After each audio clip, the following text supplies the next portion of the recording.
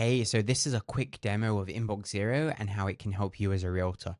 So over here, you'll see my Gmail and you can see that everything has been organized quite nicely for me. Any email that requires a reply is being labeled to reply. And then also I've set up some custom categories. So for example, when a buyer emails us, we're automatically labeling it as such. The AI is doing this for us and it's also drafting a response ready to go. So here you can see Jessica's asking about this property on Oak Street. The AI has drafted a response and you can hit send and you're good to go. Now your assistant, it learns from how you've answered emails in the past. It will get your tone and also you can set it up to what you want. The same way you might teach a human VA to manage your emails, so you can teach Inbox Zero the same.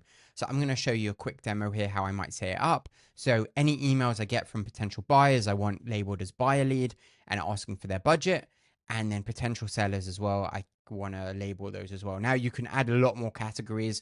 So for example, if you click here, Realtor, you see that we have lots of different options and you can really write whatever you want, the same way you teach a human personal assistant.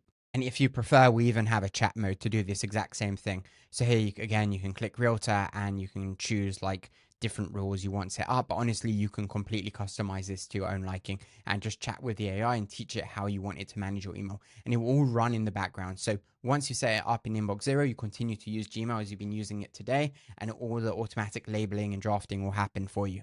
When you first get set up, we'll have a bunch of pre-configured options like labeling replies for you, newsletters, blocking out cold emails. You decide, but you can fully customize it to your own needs. So hope this helps and feel free to reach out if you have any questions and need help setting this up for your own use case or for your own company.